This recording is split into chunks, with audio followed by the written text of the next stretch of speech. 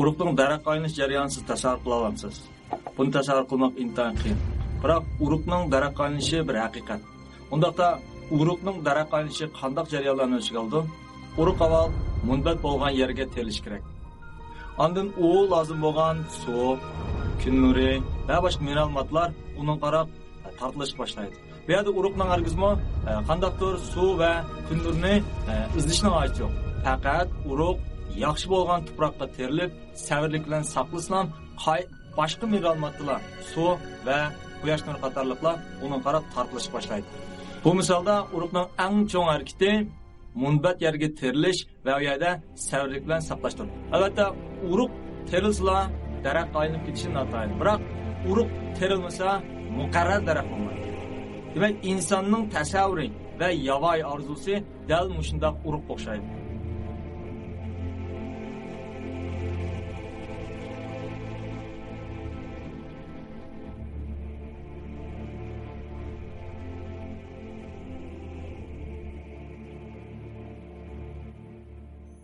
Nurg'un kishilar muvaffaqiyat qozonishga intayin oldiraydi. Ular nishonsiz, tasavvursiz, to'xtamay harakat qilish boshlaydi. Amaliyot ularning qo'lshatqini muvaffaqiyatning asli mohiyati emas, balki muvaffaqiyat qozongan kishilarning ularga bo'lgan xato tuyg'usidir. Mana bu xato tuyg'u uchun ular to'xtamay harakat qiladi, to'xtamay qo'g'lishadi. Albatta, ular qancha harakat qilgan sari shuncha ozadi. Albatta, inson yo'ldan ozgan sari u shuncha harakatni tezlatadi va atrofdagi shaylar uning shuncha qo'rqinchli ko'rinadi. Amaliyotda muvaffaqiyatdan muhim bir narsa bor. U bo'lsa muvaffaqiyatga tayyorlik qilishdir. Insonning eng chong qobiliyati faqat muvaffaqiyatga tayyorlik qilish bilan cheklanadi. U muvaffaqiyatning natijasini menga belgilayolmaydi. Chunki biz reallikni planlovchi yoki yozuvchi emas. Biz faqat reallikni qabul qiluvchi xolos. Sizning muvaffaqiyatga tayyorlik qilishdagi har bir tafsiliy qadamingiz, har bir tafsiliy ideyingiz, har bir tafsiliy bosqichingiz sizning realligingizga uzluksiz ta'sir qilib turadi. Siz muvaffaqiyat qozondim degan shu paytda siz faqat o'zingizning orzusidagi, o'zingizning xohishdagi reallikda bir mezgil yashadingiz degan gap. Bu hargizmi mutlaq muvaffaqiyatni darak vermaydi.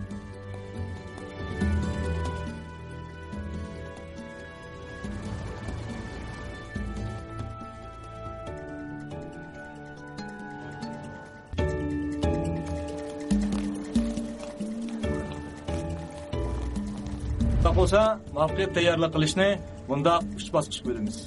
Birinchi bosqich tasavvur qilish bosqichi. Avval sizda kuchli tasavvur va yovvoyi orzu bo'lishi kerak.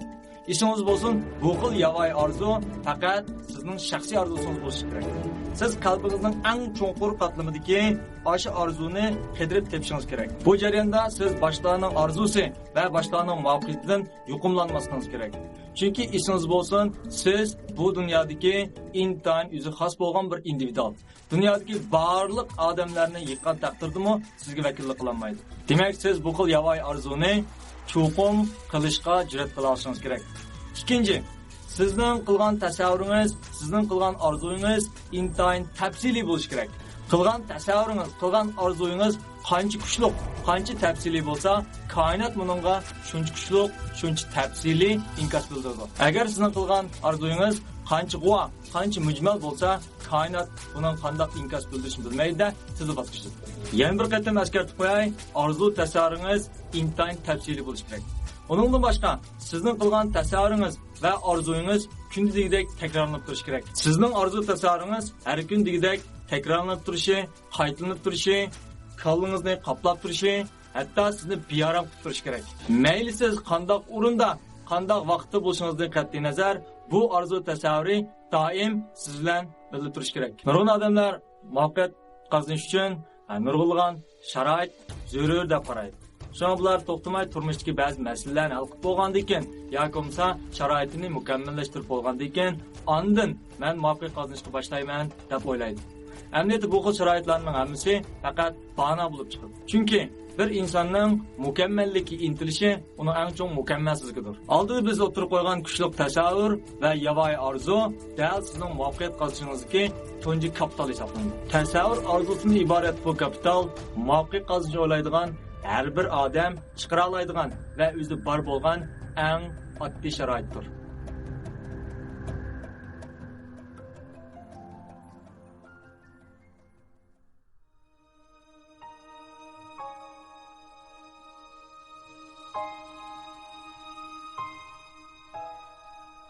İkinci tayyorlik bo'lsa, xarakter mijoz yaratishdir. Sizda cho'qim muvaffaqiyat qozonguchilarga xos bo'lgan xarakter va mijoz bo'lishi kerak. Xuddi siz ma'lum sababdan tamoqdan farz tutgandek xarakterdinmi farz tutishni o'rganishingiz kerak. Agar siz o'zingizni hozirgacha muvaffaqiyat qozonmagan odam deb qaragan bo'lsangiz, bu dal sizning o'zingizning xarakterining ziyonkashligiga uchraganligingizdir. Albatta xarakterdan voz kechish, uni o'zgartirish yoki almashtirish unchola oddiy narsa emas. Dal mushu nuqta muvaffaqiyat qozonishni eng qiyin qilib etgan bir omil hisoblanadi. Siz balkim o'zingizga tunish bo'lgan shaylar xarakterdan voz kechmasligingiz mumkin. Biroq esingiz bo'lsin, bu shay va xarakterlar faqat sizga bir qadar tunishlik bo'lgan omillardir. Ammo u shay va xarakterlarning sizga foydali bo'lishi notayin. Agar siz o'z orzuyingizdagi muvaffaqiyatlarga xos xarakter yetimdirishga başlagan zaman sizning atrofingizdagi barliq shaylar, sharoitlar, barliq narsalar o'zgarishga boshlaydi. Sizning do'stlaringiz, xizmatdoshlaringiz, hatto kiyinish va yemek-ichmek odatingizdan boshlab barliq narsa o'zgarishga boshlaydi. Bu xil o'zgarish albatta intan ijobiy o'zgarishdir. Mana shu koinotning tortish kuchidir. Mana shu tortish kuchi qonunidir. Inson muvaffaqiyat qozonaman deydigan oldi bilan u o'zini o'zgartirish kerak. O'z xarakterini o'zgartirish kerak. O'z xarakterini o'zgartgan vaqt bilan uning atrofidagi barliq narsa o'zgarishga boshlaydi. Mana shu vujudingizdagi yaramas xarakterning dafn marosimini qildigan vaqt kelib qoldi.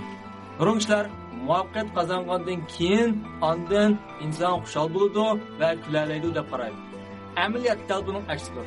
İnsan avval xushal bo'lib va kulalgandan keyin ondan u muvaffaqiyat qozona oladi.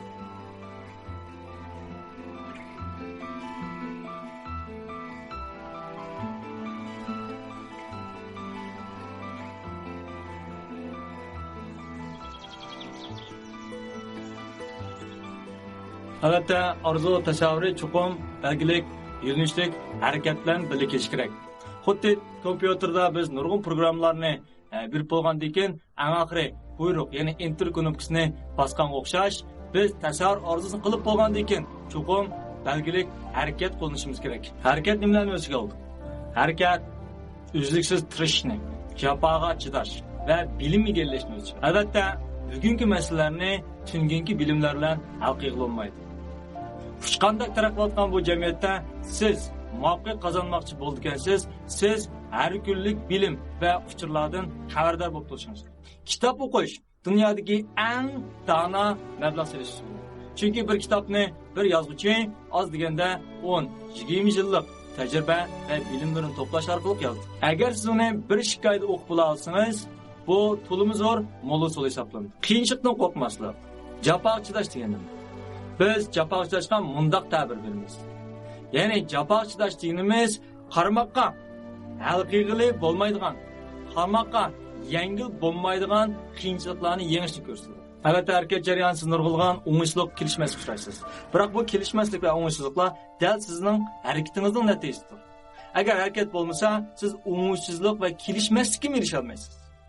Albatta, bu o'ngishsizlik va kelishmasliklar kelgusida sizning texnik ilgirlab muvaffaqiyat qozonishingizga cho'ng saboq hisoblanadi. Bu jarayondagi eng cho'ng to'salg'i qo'rqinish. Qo'rqinish yushun bo'yicha orzudan darak. Qo'rqinishning o'zimi shu qo'rqayotgan narsalarni tortishdan darak.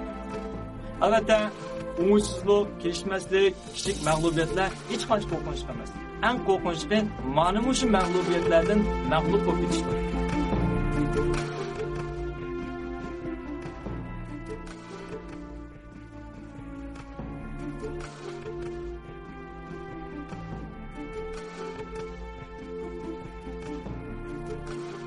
Eng og'ir bosqich, 4-chi bosqich bo'lsa, natija ko'rish bosqichidir. Siz oldingi 3 bosqichni bosib o'tgandan keyin sizning turmushingizda o'zgarish paydo bo'ldi. Bu o'zgarishlar albatta siz o'ylagan o'zgarishlar yoki o'ylamagan o'zgarishlar bo'lsin. Esingizda bo'lsin, hayotimizda yuz bergan har bir o'zgarish va reallikda intayin cho'ng hikmat uchragan bo'ladi. Onaqda biz muvaffaqiyatga ta'bir beraylik. Bir shirfchini olib aytganda, uning ma'lum bir bug'ini o'ngishliq tuta olishi shirning muvaffaqiyati hisoblanadi. Shirning bolalari shirning mana mush harakat orqali muvaffaqiyatga ta'bir beradi. Unda qo'z bug'uchi Agar bu shirdan o'ngishli qutla olsa, uning eng cho'ng muvaffaqiyat hisoblanadi. Bug'uning ballari bug'uning mush harakat orqali muvaffaqiyatga ta'bir berdi. Biz o'zimiz yuz bergan har bir reallikqa to'g'ri qara olishimiz, ta'bir bera olishimiz, uning bilan mungdisha olishimiz kerak. Shuni eskartib qo'yish arziydi-ki, nurg'un kishilar kelayotgan azob, uqubat, kelishmasliklarning ko'pinchisi u muvaffaqiyat qozonmasdan emas, qazib bo'lgandan keyin keldi. Chunki inson 3 xil orzu, 3 xil intilish ichida yashaydi. Mansab, boylik, obro'y. Bu 3 xil fon xuddi danqonning ushputidek insonni tampon olib saqlaydi. Agar inson qaysi tarafga bakarak egib ketsa, danqonning shu puti eg'irlab ketadi-da, vayron bo'lish girdobi qarab ma'lum. Esingiz bo'lsin, siz muvaffaqiyat qozongandan keyin shuni bilishingiz kerakki, u mukammal, mutlaq muvaffaqiyat hisoblanmaydi.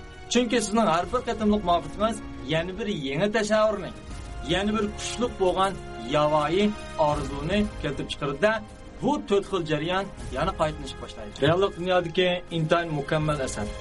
Masala sizning uni qachon, qanday o'qiy olishingiz. Faqat reallikni to'g'ri qabul qila olgan odamlarla kelgusidagi muvaffaqiyatga to'g'ri muomala qila oladi. Muvaffaqiyatni texnik muvaffaqiyat qiladigan yana bir omil uningdan boshqalar bilan tang baxtman bo'lishdir. Biz jamiyat yashayotganmiz, odamlarga ta'sir qilib turdi va odamlar tarafidan ta'sir qilinib turdi.